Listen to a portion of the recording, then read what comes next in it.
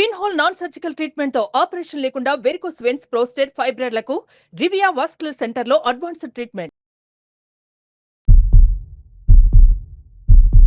నమస్తే, welcome to Suman TV. ఈ మధ్య కాలంలోనే వయసుతో సంబంధం లేకుండా చాలా మందిలోనే ఎక్కువగా కనిపించేటువంటి ఈ సమస్యలు ఒకటి gastric problem. So gastric problem, acidity and bloating ఇవన్నీ చాలా మంది ఎదుర్కొంటూ ఉంటారు. సో కడుపులోనే ఉబ్బరంగా ఉండటం, అలాగే గుండెల్లో మంటలాగా ఉండటం, ఇవన్నీ ఫేస్ చేస్తున్నప్పటికీ కూడా ఏముందిలే అని చాలా సిల్లీగా తీసుకొని వదిలేస్తూ ఉంటారు. కానీ ఇవి మన జీర్ణ వ్యవస్థలను ఏవైనా సమస్య రావటం వల్లే ఈ ప్రాబ్లమ్స్ అన్నీ కూడా వస్తున్నాయనే విషయాన్ని ఎవరు గ్రహించరు. సో దీనివల్ల వచ్చేటువంటి ప్రాబ్లమ్స్ ఏంటి, అంటే దీన్ని నెగ్లెక్ట్ చేస్తే వచ్చేటువంటి ఫర్దర్ ప్రాబ్లమ్స్ ఏంటి, ఈ విషయాలన్నీ అడిగి తెలుసుకుందాం. మనతో పాటు ఉన్నారు liver implant specialist, gastroenterologist and hepatologist doctor Kavya Dindiguri గారు. Hello ma'am. హాయ్ అండి. మ్యామ్, గ్యాస్ ప్రాబ్లమ్స్, సో ఇది చాలా కామన్ గా వినిపిస్తున్నటువంటి సమస్య అనమాట. సో ఇంకా చెప్పాలి అని అంటే జస్ట్ ఒక 15 years and 16 years age group లో ఉండేటువంటి పిల్లలు కూడా గ్యాస్ట్రిక్ సమస్యలు ఎదుర్కొంటూ వాళ్ళు కూడా కంప్లైంట్ చేస్తూ ఉంటున్నారు. కరెక్ట్. ఎందుకంటే ఎక్కువగా హాస్టల్స్లో ఉండేవాళ్ళు, అలాంటి పిల్లలందరూ కూడా. సో ఇది సిల్లీగా తీసుకుంటే నెక్స్ట్ వచ్చేటువంటి పరిణామాలు ఏంటి, ఎప్పుడు సీరియస్గా తీసుకోవాల్సిన నెసెసిటీ ఉంటుంది? యాక్చువల్లీ అండి, ఏ సిమ్టమ్ని మనం లైట్గా తీసుకోవద్దు. ఓకే, అంటే వెంటనే డాక్టర్ దగ్గరికి వెళ్ళిపోవాలి లేదా ప్రతిదీ హాస్పిటలైజ్ అవ్వాలి అని నేను అన్నాను. జనరలీ మనం ఏం తిన్నా కూడా వాటికి సిమ్టమ్స్ రాకూడదు.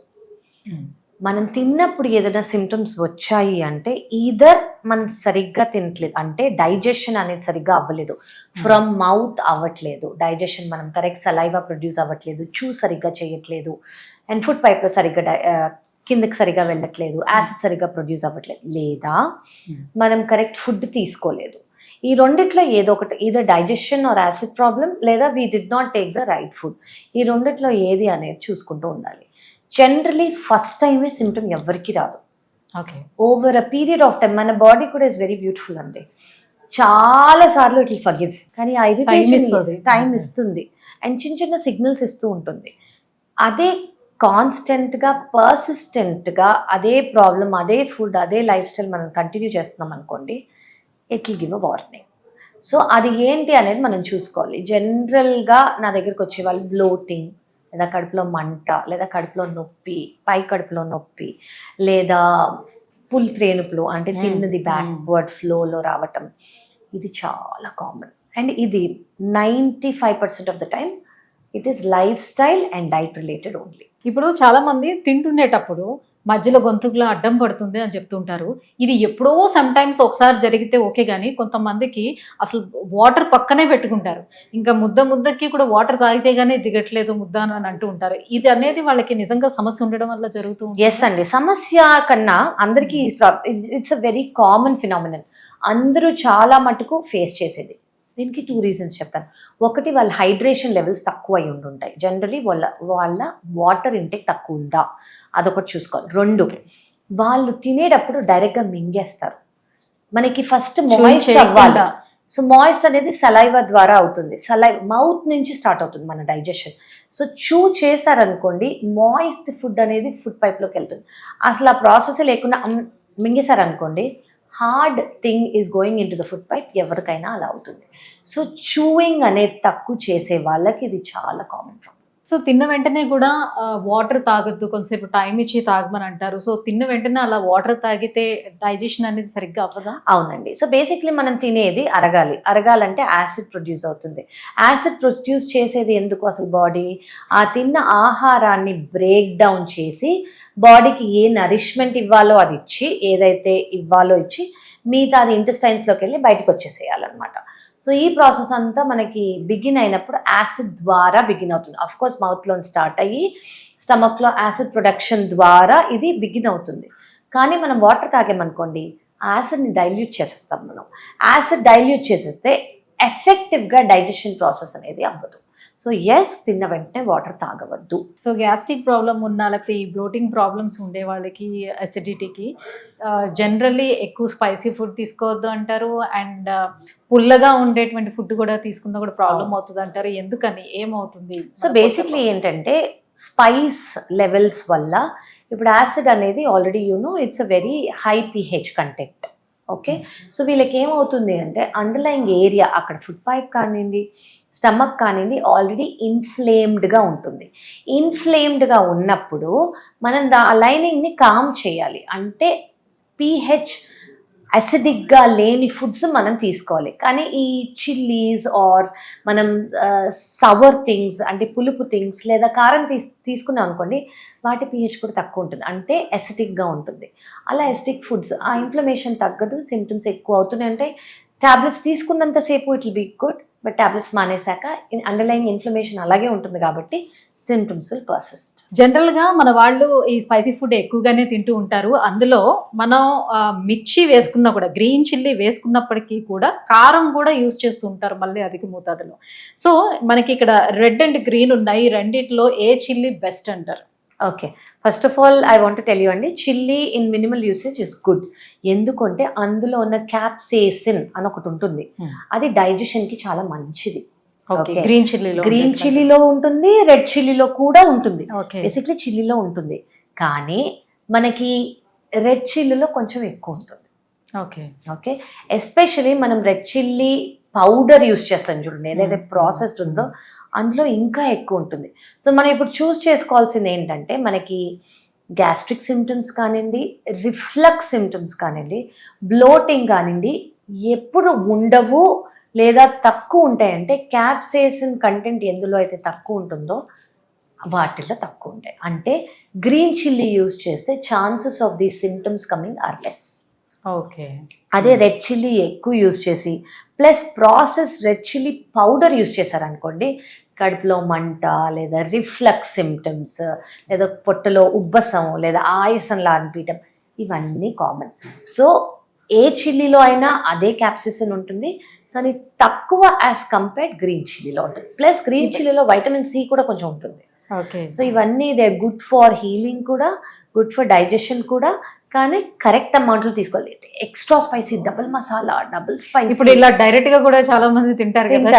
డైజెషన్ కి ఇట్స్ గుడ్, కానీ అవే 10 డజన్లు తినకూడదు. ఇంత తీసుకోవచ్చు, లైక్ హాఫ్. అంటే I will not promote taking it రా అండి. మనము కూరలలో వాటిల్లో తీసుకున్నాం అనుకోండి, అసోసియేటెడ్ వాటితో ఓన్లీ కారం కాకుండా మిగతా వాటి వల్ల ఏమవుతుంది అని అంటే డైజెషన్ ప్రాసెస్ ఇంప్రూవ్ అవుతుంది. అదే మనము ఎక్కువ తీసుకున్నాం అనుకోండి, ఈ gastric lining, food pipe lining ఏదైతే ఇన్ఫ్లేమ్డ్ ఉందో ఆ ఇన్ఫ్లమేషన్ పెరిగి ఇప్పుడు మీరన్నా నేనన్న సిమ్టమ్స్ అన్ని పెరిగిపోతాయి. సో మనం పిల్లలందరికీ కూడా బాగా ఇష్టమైనవి ఫుడ్ ఏదైనా ఉంది అని అంటే అది ఫాస్ట్ ఫుడ్ అని చెప్పుకోవచ్చు. అండ్ ఆ ఫాస్ట్ ఫుడ్స్ లోని యూజ్ చేసేటువంటి టేస్టీ సాల్ట్ ఇది వేస్తే గానీ వాటికి ఆ టేస్ట్ అనేది ఇంక్రీజ్ అవ్వదు. కరెక్ట్. యా, సో ఇవి తిన్న వాళ్ళలో కొంతమందికి వెంటనే గట్ ఇరిటేట్ అవుతూ ఉంటుంది. ఐబిఎస్ ప్రాబ్లం వెంటనే ఇంకా వాళ్ళకి స్టార్ట్ అవుతుంటుంది రెగ్యులర్ గా. సో ఎందుకు అలా జరుగుతుంది, ఏముంటుంది దీంట్లోని, ఎందుకు అలా జరుగుతుంది? నార్మల్ సాల్ట్ కి దీనికి ఉన్నటువంటి డిఫరెన్స్ ఏంటి? సో దీన్ని ఎంఎస్జి అంటామండి. సో ఇది జనరలీ ఎక్కువ మీరు అన్నట్టు fast foods, fried foods, fried rice, Chinese ఫుడ్స్లో యూస్ చేస్తారు. ఇది ఒక ఫ్లేవరింగ్ ఏజెంట్. దీనివల్ల ఒక ఫ్లేవర్ అనేది వస్తుంది ఫుడ్కి. ఇందులో ఉన్న సాల్ట్ కంటెంట్ మన రెగ్యులర్ టేబుల్ సాల్ట్ కన్నా తక్కువ, actually 1/3. It is just a flavouring agent. కానీ దీనివల్ల ఏమవుతుందంటే గట్ ఇరిటేషన్ అనేది అవుతుంది. దీనివల్ల చాలా మందికి they something called as Chinese food syndrome. అంటే ఇది తిన్నాక, ఇది చైనీస్ ఫుడ్స్లో ఎక్కువ వాడతారు కాబట్టి చైనీస్ ఫుడ్ సిండ్రోమ్ అని అంటాం. ఇది తిన్నాక హాట్ ఫ్లషెస్, కొంతమందికి బ్లోటింగ్, కొంతమందికి అజిటేషన్ లాగా, చాలా గ్యాస్ట్రిక్ సిమ్టమ్స్ వచ్చేసి ఇది అసలు చాలామందికి పడదు. సో చాలామంది చైనీస్ ఫుడ్ తీసుకున్న వాళ్ళు నాకు ఎంఎస్జి లేకుండా ఇవ్వండి అని అంటారు. కొంచెం రెగ్యులర్ సాల్ట్ యూసేజ్ లాగా యూజ్ చేసుకుంటే దీని ఫుడ్ సేఫ్టీ వాళ్ళు ఇది సేఫ్ అనే చెప్పారు. కానీ చాలామంది ఇది చాలా ఎక్కువ గ్రామ్స్లో యూస్ చేస్తారు, బికాస్ దీనికి ఒక ఫ్లేవర్ ఉంటుంది కాబట్టి. అంత యూస్ చేయకూడదు, ఎందుకంటే దీనివల్ల స్టమక్ లైనింగ్ అనేది ఇన్ఫ్లమేషన్ చాలా ఎక్కువ అవుతుంది. ఇన్ఫ్లమేషన్ ఎక్కువ అయినందుకు gastric symptoms, gastritis, bloating, reflux symptoms, hot flushes, కొంతమందికి డయేరియా, కొంతమందికి కాన్స్టిపేషన్, ఇవన్నీ కూడా వచ్చే అవకాశాలు ఉంటాయి. సో కాన్స్టిపేషన్ ప్రాబ్లం వల్ల ఇవన్నీ రావచ్చా, లేకపోతే వాటి ప్రాబ్లం వల్ల కాన్స్టిపేషన్ కూడా నేను జస్ట్ దీని గురించి చెప్తున్నాను. MSG వల్ల ఇవన్నీ వస్తాయి. బేసిక్లీ గట్ ఇరిటేషన్ వల్ల ఏవేవి రావచ్చో, బ్లోటింగ్ రావచ్చు గట్ ఇరిటేషన్ వల్ల, స్టమక్ పెయిన్ రావచ్చు గట్ ఇరిటేషన్ వల్ల, లూజ్ స్టూల్ రావచ్చు గట్ ఇరిటేషన్ వల్ల, బెల్చ్ అంటే ఇప్పుడు త్రేనుపులు, పులి త్రేనుపులు, ఇవన్నీ గట్ ఇరిటేషన్ వల్ల రావచ్చు. ఇవన్నీ MSG అనేది మనం ఎక్కువ తీసుకుంటే, ఎస్పెషలీ ఫ్రైడ్ ఫుడ్స్లో, ఫ్రైడ్ రైస్లో, మంచూరియాస్లో, చైనీస్ ఫుడ్లో ఇవన్నీ వచ్చే అవకాశాలు ఉంటాయి. So once in a while ఏదన్నా మోడరేషన్లో ఇస్ ఓకే అండి, but anything more will cause the inflammation అనమాట. సో ప్రీబయోటిక్స్ అండ్ ప్రోబయోటిక్స్ అంటే ఏంటి? సో ఎందులో ఉంటాయి అవి? ప్రీబయోటిక్స్, ఫస్ట్ ప్రోబయోటిక్స్ అంటే ఏంటో చెప్తాను. ప్రోబయోటిక్స్ అంటే గుడ్ బ్యాక్టీరియా. ఇప్పుడు మనము 5 ఏళ్ళు 10 ఏళ్ల క్రితం వినలేదు అసలు ఇవన్నీ. జనరలీ మన ఆహారంలోనే, అంటే పెరుగులో, మజ్జిగలో, ఇంట్లో అవన్నీ ఉండేవి. ఇప్పుడు అవన్నీ అడల్టరేటెడ్ అయిపోయాయి కాబట్టి బయట నుంచి తీసుకోవాల్సి వస్తుంది. Okay, so good bacteria. Prebiotics అంటే ఏంటి? ఈ గుడ్ బ్యాక్టీరియాకి ఫుడ్. ఓకే, ప్రీబయోటిక్స్ మనం జనరల్గా ఆహారంలో తీసుకోవాలంటే ఫైబరస్ ఫుడ్స్ ఏది తీసుకున్నా కూడా ఆ ప్రీబయోటిక్ ఈ గుడ్ గట్ బ్యాక్టీరియాకి ఫుడ్గా మారి గుడ్ గట్ బ్యాక్టీరియాని పెంచుతాయి అన్నమాట. So anything that is fibrous is a prebiotic. So చాలా రోజుల నుంచి ఈ గ్యాస్ట్రిక్ ప్రాబ్లమ్స్ ఇవన్నీ ఉండే అసిడిటీ ప్రాబ్లమ్స్ దాన్ని నిర్లక్ష్యం చేసి వదిలేస్తే అది అంతవరకు దారి తీసే అవకాశం ఉంటుంది. సో అదే గ్యాస్ట్రైటిస్ ఉంది. మనం ఫుడ్ పైప్ నుంచి వద్దామండి.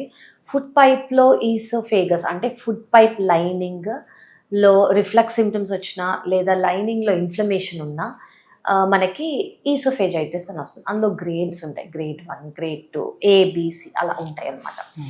అది మనము ట్రీట్ చేయకుండా, లైఫ్ స్టైల్ చేంజెస్ చేయకుండా, డైట్ చేంజెస్ లేకుండా ఉంటే నెక్స్ట్ స్టేజ్ అది కొంతమందికి లైనింగే చేంజ్ అయిపోతుంది. అంటే ఫ్యూచర్లో క్యాన్సర్ అయ్యే అవకాశం ఉంటుంది. ఓకే, అది ఫస్ట్ థింగ్. బ్యారెట్స్ ఈసోఫేగస్ అనేది అయ్యి దాని తర్వాత ఫ్యూచర్లో క్యాన్సర్ అయ్యే అవకాశం ఉంటుంది. అది ఫుడ్ పైప్కి. అదే స్టమక్ అనుకోండి, గ్యాస్ట్రైటిస్ తర్వాత కొంతమందికి అందులో H. పైలోరై అనే ఆ గ్యాస్ట్రైటిస్ ఒక మీడియం అయిపోతుంది అనమాట బ్యాక్టీరియా గ్రో అవ్వడానికి. అంటే దానికి బ్రీడింగ్ గ్రౌండ్ లాగా అవుతుంది.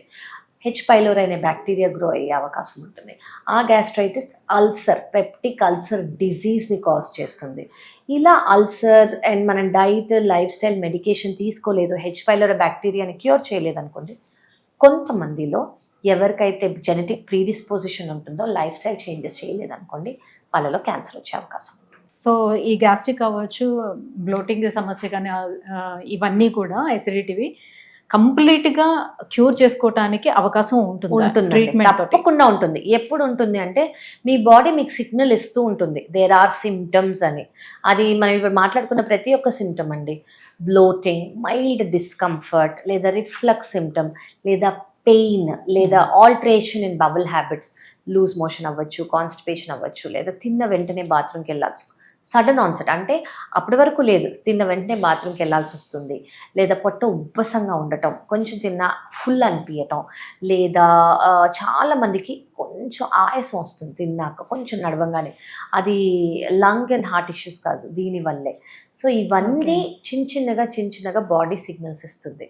ఇచ్చినప్పుడు వెంటనే డాక్టర్ని కన్సల్ట్ చేసి బేసిక్ ఇన్వెస్టిగేషన్, ఎండోస్కోపీ, అందులో H. పైలోరై బ్యాక్టీరియా ఉందా లేదా అని మనం ట్రీట్మెంట్ స్టార్ట్ చేసామనుకోండి, ప్రోగ్రెస్ అవ్వనప్పుడు మనం it won't lead to all this. అంటే జనరల్గా ఈ గ్యాస్ట్రిక్ ప్రాబ్లమ్కి యూజ్ చేసే మెడిసిన్స్ కావచ్చు, లేకపోతే కాన్స్టిపేషన్ యూజ్ చేసే మెడిసిన్స్ కాదు, ఇవి వన్స్ మనం స్టార్ట్ చేసామంటే అది లైఫ్ లాంగ్ వాడుతూ ఉండాలి? అవసరమే లేదండి, లేదు.